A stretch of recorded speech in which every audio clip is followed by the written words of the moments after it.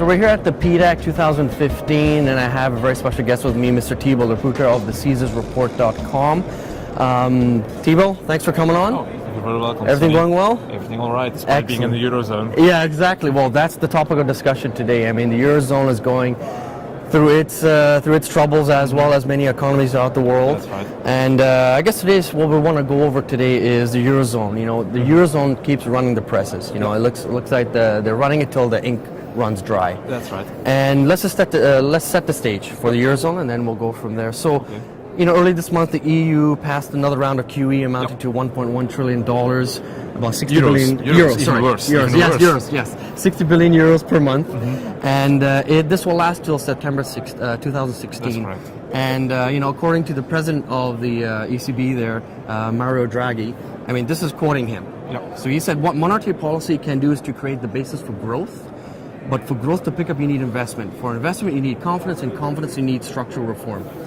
So what do you think about this new round of QE and his view on this? It seems like it's unlimited what the possibilities are. I think it's just a logical follow-up on what the United States did and what Japan. So the United States used quantitative easing to get out of the economic mess in 2008, 2009.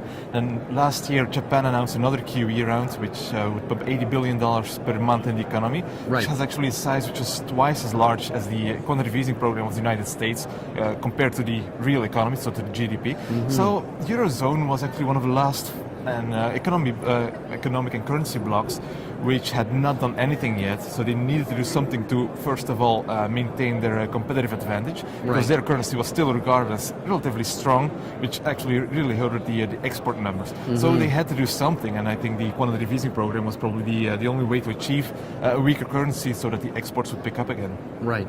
So, you know, going from there, I mean, there's still debate about this QE that only benefits the bondholders, and it's not going to real, you know, projects like infrastructure, something to build up the GDP, get the economy going.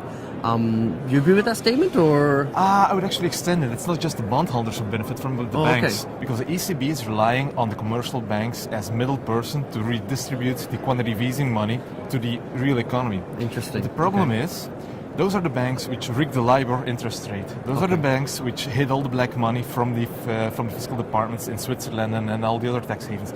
So the main question is, are these banks reliable enough to make sure that the majority of the money trickles down to the real economy? I don't think so. I think that most of the money will actually end up either in bonds or in the stock market as long as it stays booming. So I'm not sure that, I think only a minority of the 60 billion a month will actually trickle down to the real economy. So I tend to agree with the statement that the real effect of the 60 billion per month will just be 15 or 20 billion, which trickles down to the real economy, and that's not enough to get it going again. So I'm pretty sure that either the amount will be increased from 60 billion per month to 80 or 90, or the program will be extended from September 2016 on, because Draghi said that he would do whatever it takes. Well, from what he said, of exactly. course. And the possibilities are limitless. So exactly, he can do whatever he wants, and he's going to do so. So you think that they might even extend it past the deadline of September 2016, or expand the total euro amount? The main reason for the ECB to step up the quantitative easing program is, first of all, to make sure that the inflation rate creeps up again, because deflation is something nobody wants. Right. So as long as the inflation rate does not reach the desired level of 2%, it's going to continue to print money. Right. That's what I think. Interesting. Wow. Okay, so then, you know, that goes on to another topic, is in respect to Greece. I mean, we've heard so much of Greece in the news now, and you know, there seems to be a lack of confidence, which is one of the biggest things out there right now. And what you're seeing, actually, what I read some stats of late, was that a lot of people are investing their money into gold. They're withdrawing a lot of their cash from money, the banks. cash from the banks.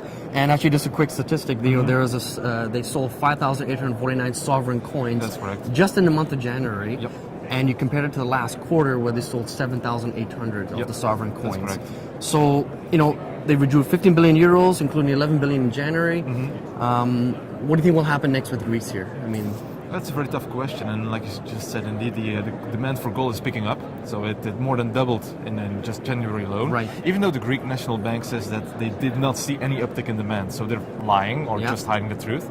The cash outflows from Greek banks are indeed still ongoing. So the money is fleeing towards Switzerland or even Cyprus. So River Coast. Okay. So that's the main reason why the Greek banks are still on the lifeline of the ECB. Right. They need to tap the emergency funds from the ECB. And just 2 or 3 weeks ago, the ECB actually made available another 3 or 4 billion to those Absolutely, Greek yeah, banks. that's right. So Greece can't really afford it to cut all the ties with the ECB or the Eurozone. Right. So they're trying to play hardball, but in the end, they just have to agree with what the Eurozone and the ECB is trying to force on them.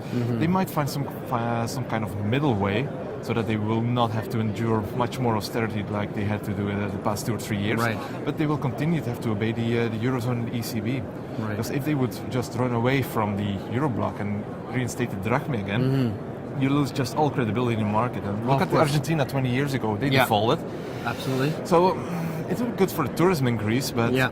the credibility on the international markets would just be totally gone. Yeah. So, Well, credibility, and again, it comes back to confidence. That's correct. Again, and once confidence is shattered, I Yep. mean, it creates more problems. I think, in my opinion. another problem Yeah. is that because the Greek Syriza party was elected on the basis that they would just kick the Eurozone and the ECB out, so now that they have come to a compromise with the 4-month extension, I believe, even inside the country, the Greeks who voted for the party Yeah. are feeling, they consider it to be treason, Right. They took a hard line against the Eurozone to get elected, Right. and now that they are elected, they are just filing for another extension of 4 months. Right. So they feel a little bit cheated on. So Yeah. it's also an interesting situation because, in Greece, it's quite easy to overthrow a government and Right. write out new elections. So Right. it's a very tough situation, and I don't think anyone can accurately predict where Greece is going right now. Right. Well, we'll see in the next several weeks here as they. I mean, we'll see if they, the ink might just run dry again. You just never know. Oh, probably. Okay, so the next thing is, I asked this last year to you was based on the Eurozone being so weak. Yeah. So right now, I mean, what do you think is going to change in the next period here? I mean, how do you see the Eurozone coming out of this? Do you think it's just going to keep going just It's as going you to keep going explained, or? because the policymakers are still holding on the European dream. Right.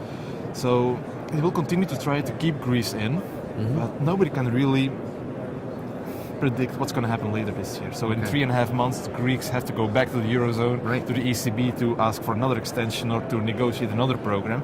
So I think we'll continue to be in some kind of vicious circle whereby nothing will get really solved, but the situation will continue to drag on. Right. And I guess last question, what is your outlook? I asked you this last year as well. What is your outlook in terms of the metals space then? In terms of the precious metals, gold and silver? That's a tough one. Just like you said, in Greece, the demand is picking up. So I think that's something which might have some spillover effects onto other countries. Okay. Also because if you save money, you don't get any interest on it anymore. I Right. mean, the major banks in the Eurozone give like 0.5%, 0.7% in your Right. savings accounts. Right. If you're Right. lucky. Or- If you're lucky. Well, yeah, if you're So- lucky. exactly. So there's some countries So- are giving negative. Exactly. So 3 years ago, there was an opportunity cost to hold gold because you could have earned 4% yield on Yeah. your savings account. Yeah. That's been reduced to 0.5, 0.7%. So the cost of holding gold, the opportunity cost of holding gold, Yeah. is much lower. So I think that actually could increase the appetite, but I don't think we will see any miracles or any sudden boom in demand. Right. Okay, perfect. Well, thank you so much, Thibaut, for being on the show today. You're welcome. And we'll see you next year. Absolutely. Thank you. Thank you, Fanny.